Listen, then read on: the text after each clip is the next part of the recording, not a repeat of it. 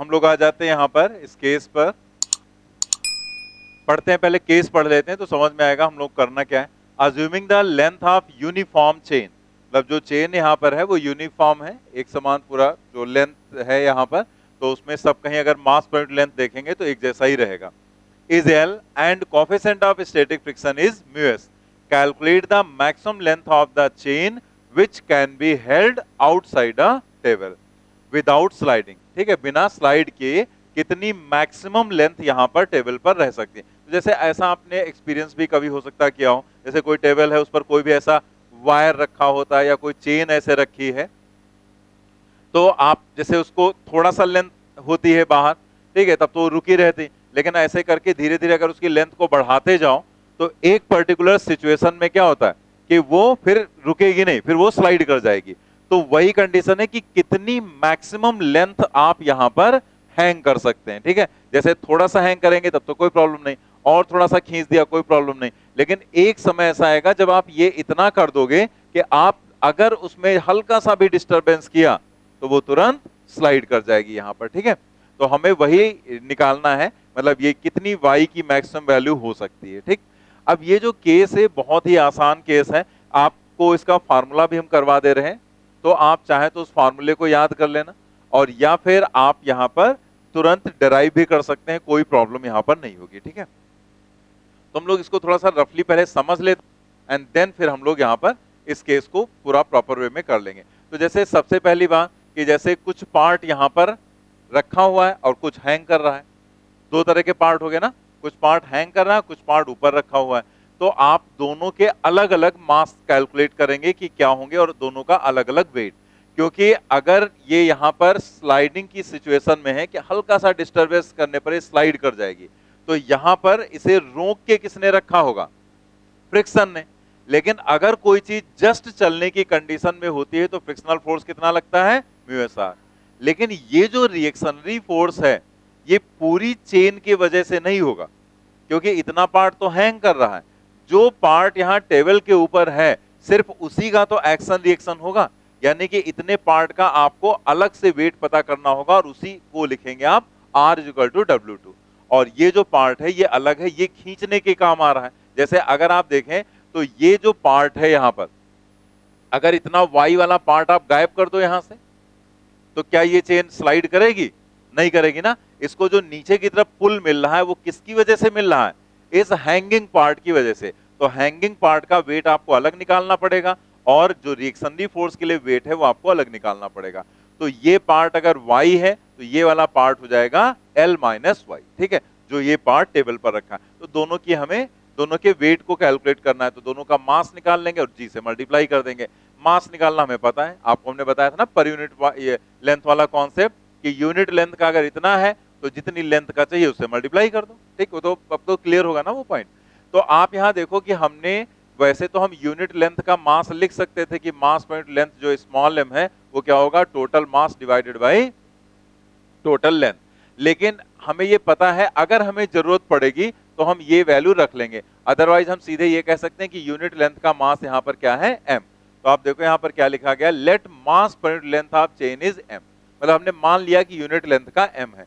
तो जैसे यहां लिख दिया गया है W1 W2, this is weight of hanging part, this is weight of that much part which is on the table. तो ये कैसे लिखा गया है यहां पर, ये हम लोग को पहले से ही पता है। तो हम जैसे यहां पर थोड़ा सा आपको एक का लिखकर भी दिखा दे रहे हैं, हालांकि कोई ऐसा है नहीं, मतलब यूनिट लेंथ का जो मास है, यहां जैसे हम मास लिख रहे हैं और यहां पर हम लिख रहे हैं लेंथ। यूनिट लेंथ का मास क्या है, m।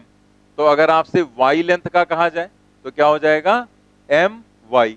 और अगर ये तो हो गया मास और वेट कहा जाएगा तो g से मल्टीप्लाई कर देंगे।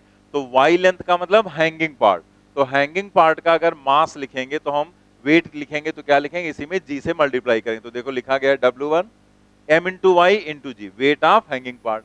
और ऐसे ही अगर y का m × y है तो अगर L - y का लिखेंगे इसी तरीके से कि भाई यूनिट लेंथ का यहां पर जो है मास है वो कितना, m, तो L - y लेंथ का कितना हो जाएगा, m L - y, ये हो जाएगा।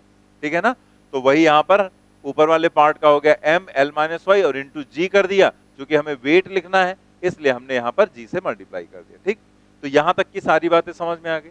अब इसके डेरिवेशन, तो इसमें तो कुछ था नहीं कॉम्प्लिकेटेड, जस्ट यहां पर यूनिट लेंथ के मास को लेंथ से मल्टीप्लाई किया और जी से मल्टीप्लाई करके वेट हमने निकाल लिए दोनों के अलग अलग।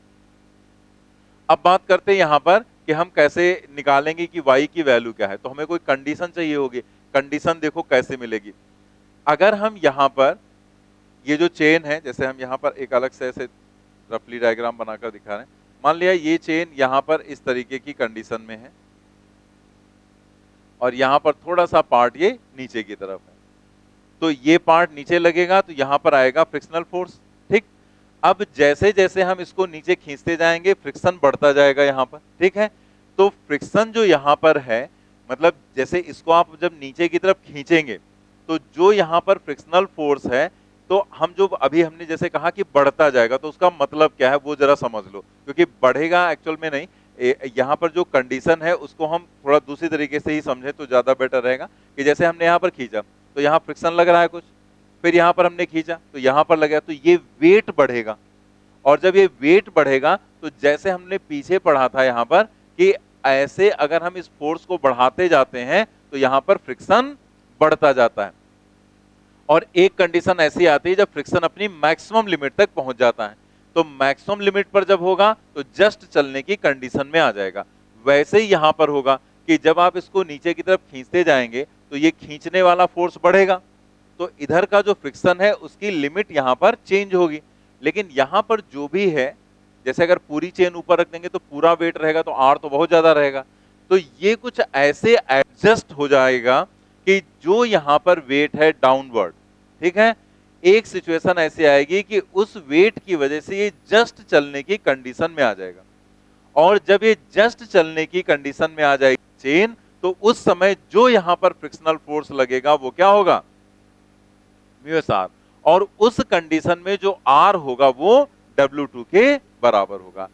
अब अगर आप जरा सा भी इसको खींच देंगे तो एक तरह से यहां पर इसकी लेंथ कम हो जाएगी, तो इसका वेट कम हो जाएगा, तो आर की वैल्यू कम हो जाएगी।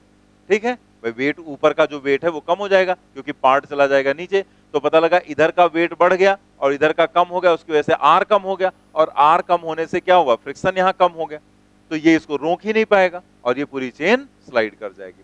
मतलब हम एक सिंपली एक कंडीशन बोल सकते हैं यहां पर कि अगर ये W1 है और ये म्यू एस आर है, तो हम क्या कह सकते हैं कि chain will not slide, chain slide नहीं करे। अभी जैसे जो भी हमने अभी यहां पर बताया वो सब चीजें अब किनारे करो, अब सीधे सीधे समझो इसको कि chain will not slide if, chain slide नहीं करेगी अगर म्यू एस आर की वैल्यू यहां पर क्या हो, ग्रेटर देन और इक्वल टू W1।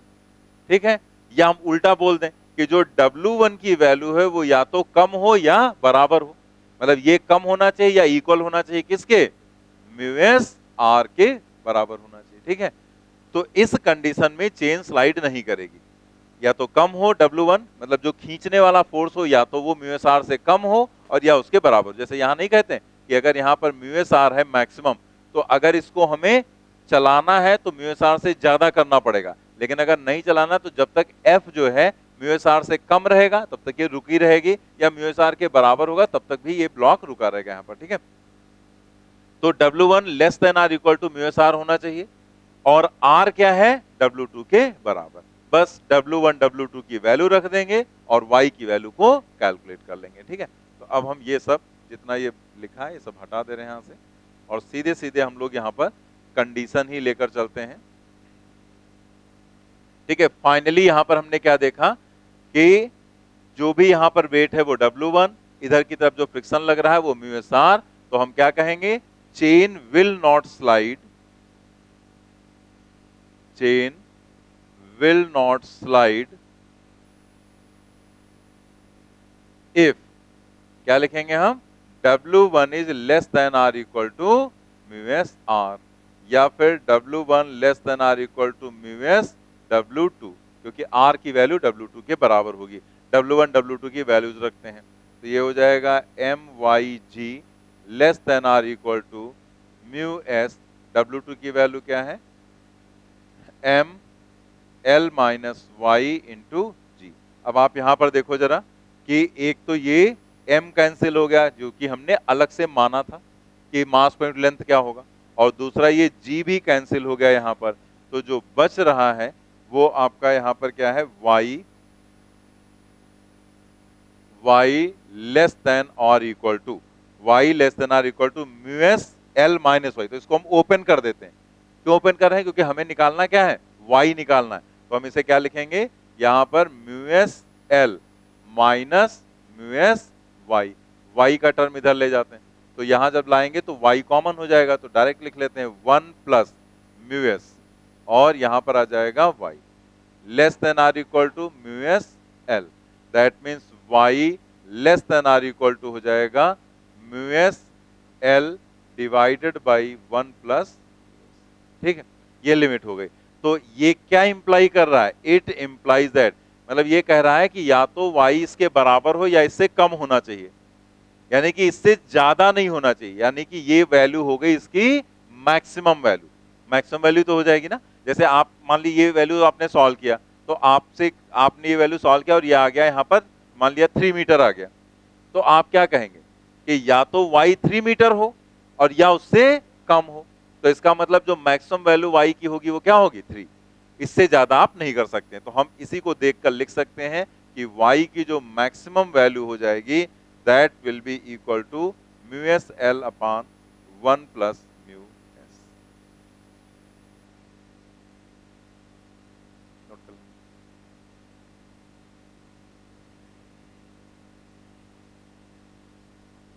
थोड़ा सा अगर वहां पे जगह कम पड़े तो ऐसे बीच में, जैसे जो जगह है से बीच में लाइन ड्रॉ करके आधा पार्ट इधर लिख लेना, आधा आगे लिख लेना। नोट कर लेना सभी ने। इसके बाद जो नेक्स्ट केस है वो है minimum force required to hold the block stationary against a wall.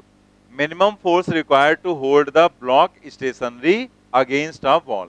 किसी वॉल के अगेंस्ट अगर हमें किसी ब्लॉक को रोकना है तो हम वहां पर कितना मिनिमम फोर्स लगाएंगे। तो जैसे यहां पर, जैसे ये चीज जो यहाँ पर आपको बताई जा रही है क्या है, कि जैसे मान लिया इसी को आप वॉल अज्यूम कर लो, तो इस वॉल के अगेंस्ट अगर आपको कोई भी चीज रोकना है, जैसे मान लिया इसको हमें रोकना है, तो हमने यहाँ पर इसको रख दिया,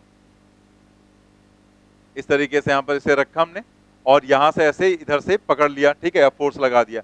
तो अगर हम ऐसे कर रहे हैं यहाँ पर, तो क्या होगा कि इधर साइड से हम एक फोर्स लगाएंगे और ये यहाँ पर ऐसे रुका रहेगा, ठीक है। अब लेकिन यहाँ पर क्या होगा, कंडीशन क्या होगी कि अगर हम उस फोर्स को ज्यादा से ज्यादा चाहे जितना लगा दें, फोर्स वो रुका रहेगा।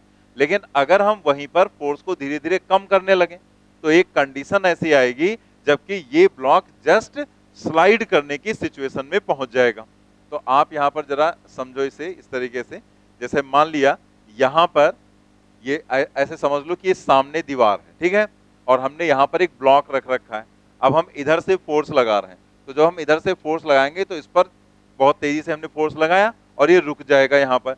लेकिन ये रुकेगा कैसे, उस चीज को आप समझो। ये रुकेगा इस तरह से, क्योंकि इसकी टेंडेंसी होगी नीचे भागने की, mg की वजह से। तो इन दोनों के बीच में जो यहाँ पर फ्रिक्शनल फोर्स होगा वही इसको रोकेगा। लेकिन अब आप सोचो कि अगर यहाँ फ्रिक्शन ही ना हो तो क्या ये रुक सकता है, क्या आप होल्ड कर पाएंगे इसको? आप इधर से जो भी फोर्स लगाएंगे इस साइड से, जितना आप एक्शन करेंगे उतना उधर रिएक्शन हो जाएगा। तो जितना एक तरह से फोर्स लगाया उतना रिएक्शन भी फोर्स लग गया, तो ये तो दोनों आपस में बराबर होंगे। और जो mg है वो डाउनवर्ड, और इस mg को रोकने के लिए ऊपर चाहिए फ्रिक्शन, लेकिन यहाँ कोई फ्रिक्शन है नहीं, क्योंकि इन दोनों के बीच का जो सरफेस है वो क्या है, स्मूथ। तो अगर वो सरफेस स्मूथ है तो क्या इसको रोक पाएंगे? नहीं रोक सकते। चाहे जितना भी आप फोर्स लगा लो आप इसको नहीं रोक पाओगे। तो फिर ये रुकेगा नहीं और ये चलना स्टार्ट कर देगा। तो वही यहां पर पहले पॉइंट में लिखा गया है, if there is no friction between block and wall then block can not be held. मतलब इसे आप यहां पर रोक नहीं सकते हैं, ठीक है। लेकिन अगर हम यहां पर इस ब्लॉक को रोकना चाहते हैं, यहां पर अगर फ्रिक्शन है, तो आपसे क्वेश्चन पूछा जाएगा कि कितना मिनिमम फोर्स लगाएं, ठीक है। इस पर AIEEE में भी क्वेश्चन पूछा गया था, कितना मिनिमम। तो क्यों मिनिमम पूछा जाएगा? जैसे आप ऐसे इमेजिन करो कि ये वॉल है, अब ये दीवार जो यहाँ पर है, तो आप इधर से फोर्स लगा रहे हैं, तो आप इधर से इसको दबा रहे हैं तेजी से, तो आपने बहुत तेजी से फोर्स लगा दिया, ठीक। तो आप मैक्सिमम चाहे इतना लगा डालो, ठीक, एकदम पूरा लगा डालो, ब्लॉक निकल जाए उधर दीवार के, तो उससे तो कोई फर्क नहीं पड़ना, वो तो मैक्सिमम हो गया। लेकिन आपसे क्या पूछा जाएगा, मिनिमम। तो आप यहां पर जैसे पहले तो हमने बहुत तेजी से इसको दबा दिया, ठीक है, फिर क्या होगा, हम हल्का सा धीरे धीरे कम करेंगे फोर्स, और जब हम कम करेंगे तो एक सिचुएशन ऐसी आएगी कि लगेगा कि अगर हमने जरा सा भी अभी फोर्स कम किया तो ये तुरंत स्लाइड कर जाएगा। तो ऐसी जो कंडीशन होगी उस सिचुएशन में हम क्या कहेंगे कि ये ब्लॉक जस्ट चलने वाला है, और जस्ट चलने वाले की कंडीशन में फ्रिक्शनल फोर्स कितना, म्यू आर। तो यहां जो भी मिनिमम फोर्स लगा रहे हैं वो आर के बराबर हो जाएगा ना, क्योंकि जितना हमने फोर्स लगाया उतना यहां से रिएक्शनरी फोर्स आ गया, ठीक। mg डाउनवर्ड इसका वेट हो जाएगा और ऊपर की तरफ हो जाएगा म्यू आर। तो जिस समय जस्ट चलने की कंडीशन में होगा उस समय ये चार फोर्स इसके ऊपर लग रहे हैं, एक एफ मिनिमम, एक आर, और एक डाउनवर्ड mg, और एक ऊपर की तरफ म्यू आर। तो जो वहां पर डायग्राम बनाया गया है उसके नीचे जगह छोड़ी गई, हमने इधर साइड में कर रखा है लेकिन उसके नीचे जगह है वहां पर, तो देखो लिखा हुआ है, पहले देख लो यहाँ पर, let F minimum is the minimum force which just prevent the sliding. मतलब एफ मिनिमम क्या है, एक मिनिमम फोर्स है जो जस्ट स्लाइडिंग को प्रिवेंट कर रहा है। तो हम क्या कह सकते हैं, हम कह सकते हैं जो एफ मिनिमम होगा वो किसके बराबर हो जाएगा, आर के बराबर। ये एक इक्वेशन हो गई, और दूसरा जो mg है वो म्यू एस आर के बराबर हो जाएगा। तो हम क्या कह सकते हैं, mu S R is equal to mg, mu S R is equal to mg। ये सेकेंड इक्वेशन हो गई। तो इसमें हम r की वैल्यू रख दें, पुट वैल्यू ऑफ r, ठीक है, इसमें हम r की वैल्यू रख दें। तो r की वैल्यू हम क्या रखेंगे, mu S F minimum is equal to mg। That means F minimum जो हो जाएगा वो क्या हो जाएगा, mg divided by mu S.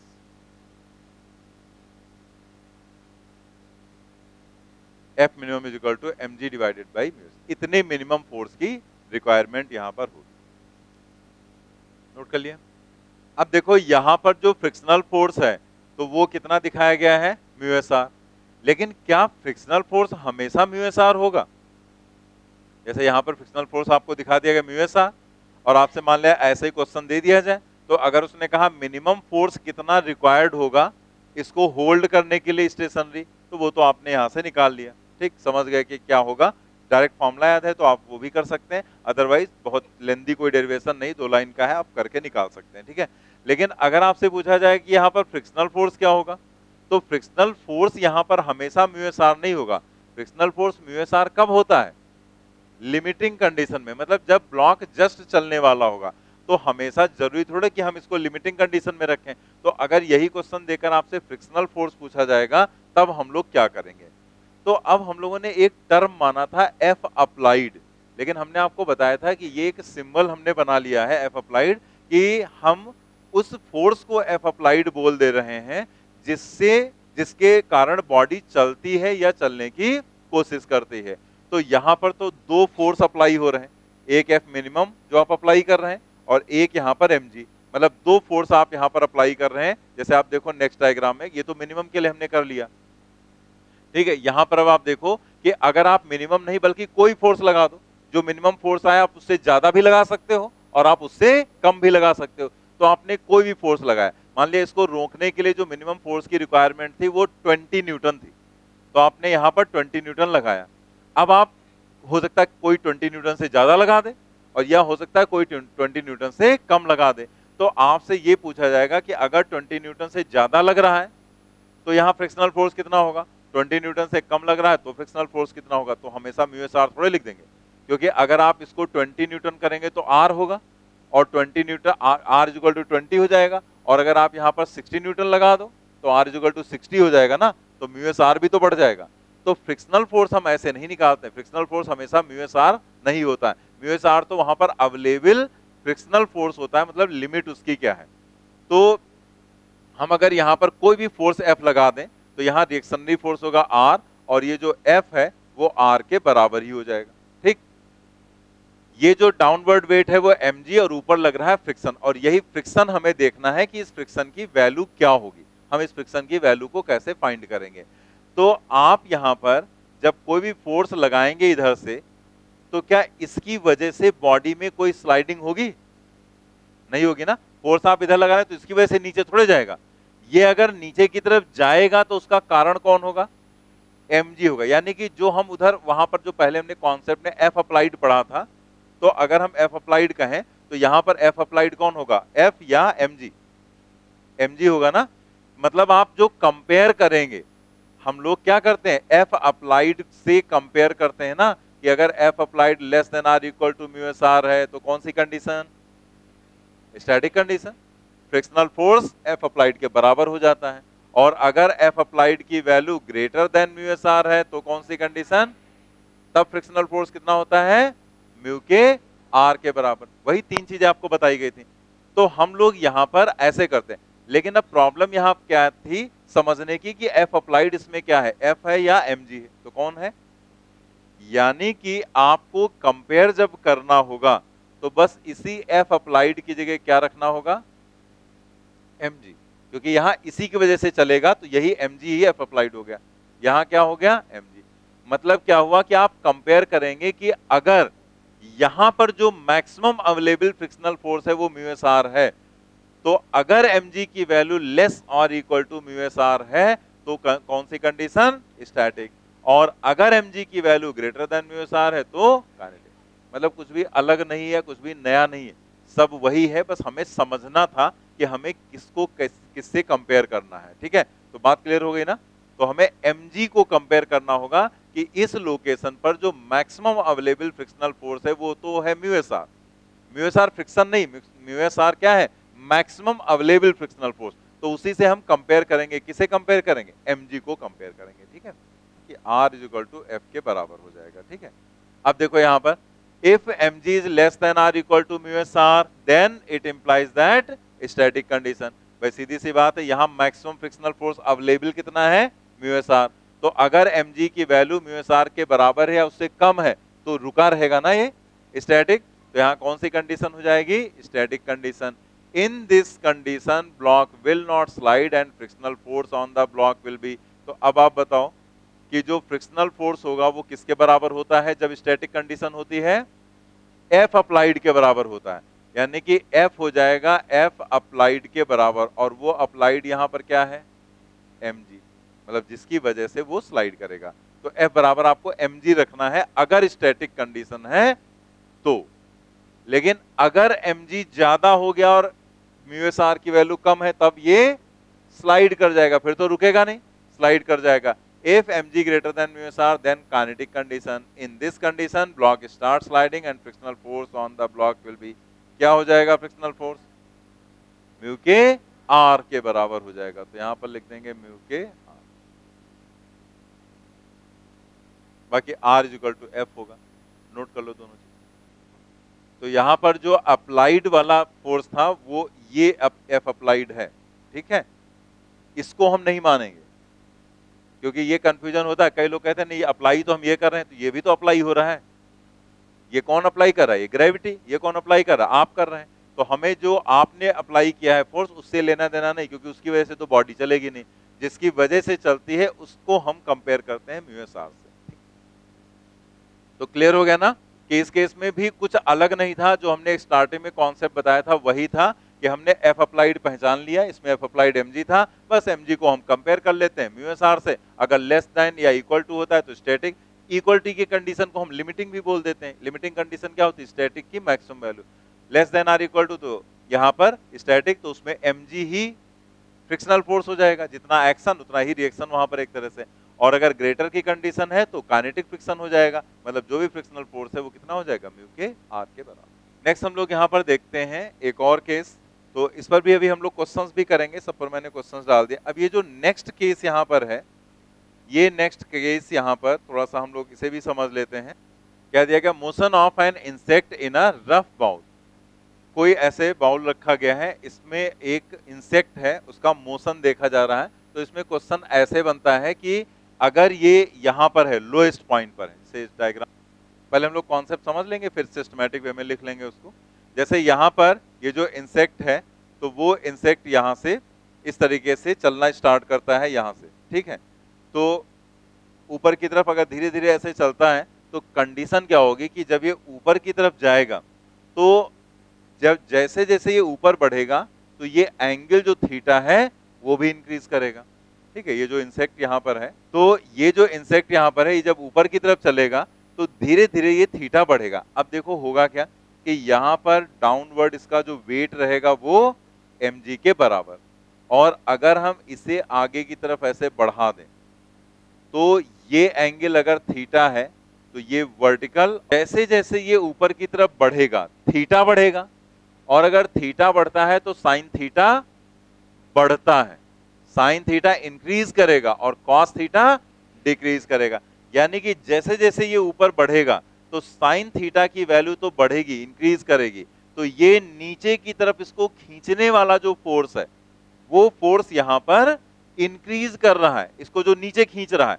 और जब इसको फोर्स ये नीचे खींचेगा तो फ्रिक्शनल फोर्स ऊपर लगेगा ना, जैसे ये। अब इसमें देखो ध्यान देना, इसी में कई लोग बाद में कंफ्यूज हो जाते हैं, ध्यान से नहीं समझेंगे और बाद में कंफ्यूज हो जाएंगे कि लगने ये लगता है कि ये तो ऊपर जा रहा है, तो जब ऊपर जा रहा है तो फ्रिक्शनल फोर्स तो नीचे लगना चाहिए, लेकिन ऐसे नहीं होगा। ये तो ऊपर की तरफ चढ़ रहा है लेकिन फ्रिक्शनल फोर्स लगता है जो उसकी टेंडेंसी होती है स्लाइड करने की या मूव करने की, उसके अपोजिट।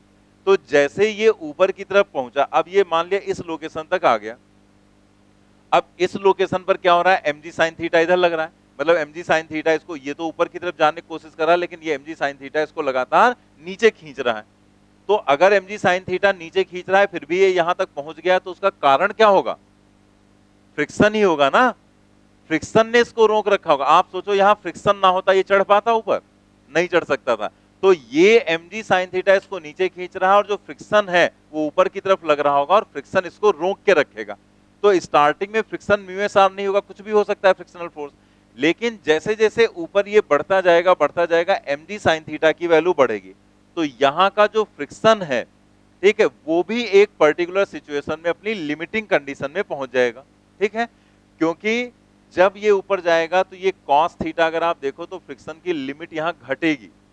आप यहां पर देखो कॉस थीटा की वैल्यू, जब थीटा बढ़ेगा तो कॉस थीटा घटेगा ना, तो जैसे जैसे ऊपर जा रहा है तो स्टार्टिंग में तो थीटा जीरो होगा, तो स्टार्टिंग में थीटा जीरो यानी कि कॉस अपनी मैक्सिमम वैल्यू पर होगा, लेकिन जैसे जैसे ऊपर जाएंगे तो कॉस थीटा धीरे धीरे कम होता जाएगा। यानी कि जो म्यू एस आर की वैल्यू यहां पर, जैसे यहां पर होता तब जो म्यू एस आर निकालते, और जो यहां पर होगा म्यू एस आर, तो यहां वाला म्यू एस आर कम होगा और यहां वाला म्यू एस आर ज्यादा होगा। समझ गए ना, क्योंकि यहां पर थीटा की वैल्यू कम होगी तो कॉस थीटा ज्यादा होगा, और कॉस थीटा ज्यादा होगा तो आर इज इक्वल टू क्या होगा, mg कॉस थीटा। आर की वैल्यू ज्यादा होगी और इसलिए यहां पर म्यू एस आर की वैल्यू ज्यादा होगी, लेकिन जैसे जैसे ऊपर जाएगा तो म्यू एस आर की वैल्यू रिड्यूस होती चली जाएगी।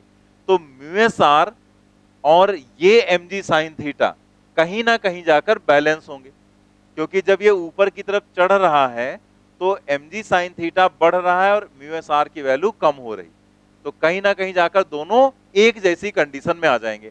अब जहां पर वो बैलेंस हैं वहां तक तो ठीक है, ये रुका रहेगा।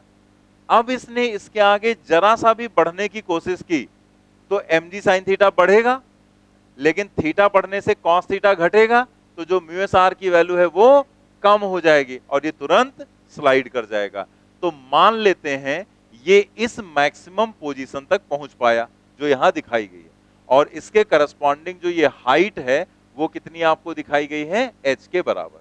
तो आपसे दो क्वेश्चन पूछे जा सकते हैं कि इसका मैक्सिमम एंगुलर डिस्प्लेसमेंट, जिसको कोणीय विस्थापन बोलते हैं, तो वो एंगुलर डिस्प्लेसमेंट ये हुआ ना, तो ये एंगल कितना होगा ये आपसे पूछा जा सकता है, या ये h की वैल्यू आपसे पूछी जा सकती है। ठीक है, तो समझ में आ गया ना आपको कि यहां पर क्या कंडीशन होगी। तो यहां ये इस लोकेशन में रुका हुआ है और उसके रुके रहने का कारण ये फ्रिक्शनल फोर्स है। ठीक है, तो यहां पर हम दोनों को इक्वेट करके इन चीजों को कैलकुलेट कर लेंगे। तो इसे याद रखना बहुत ही आसान होगा, क्योंकि हमें पता है लिमिटिंग कंडीशन वाला एक केस जिसमें हम लोगों ने क्या निकाला था, mu S is equal to tan lambda, याद है ना। तो tan लैम्डा में लैम्डा क्या होता है, एंगल ऑफ फ्रिक्शन। तो जो एंगल ऑफ फ्रिक्शन है उसमें यही चीज इंक्लाइनेशन में थी कि बस यहां तक पहुंचेंगे, जस्ट वो स्लाइड करने की कंडीशन में ब्लॉक था। तो अभी आप देखेंगे जो थीटा आएगा वो वही आ जाएगा, tan theta is equal to mu S ही आएगा, बिल्कुल वही कंडीशन आ जाएगी। इसलिए याद रखना हमारे लिए आसान है कि अगर ये केस आया तो इसमें भी वही लगा देंगे, tan theta is equal to वही tan lambda is equal to mu S, तो बस लैम्डा की जगह क्या रख देंगे, थीटा रख देंगे। ठीक है, अब हम लोग देख लेते हैं यहां पर, देखो क्या लिखा गया है, let the maximum height to which the insect can crawl, crawl मतलब रेंगने से लिया जाता है, रेंगना, तो insect can crawl is H, then at this height, मतलब ये मान लिया कि ये यहां से ऐसे ही धीरे धीरे चलते चलते इस लोकेशन तक पहुंचा जो ये हाइट एच है यहां तक, तो इस हाइट पर क्या होगा, इस हाइट पर म्यू एस आर की value M G sine theta के बराबर हो जाएगी।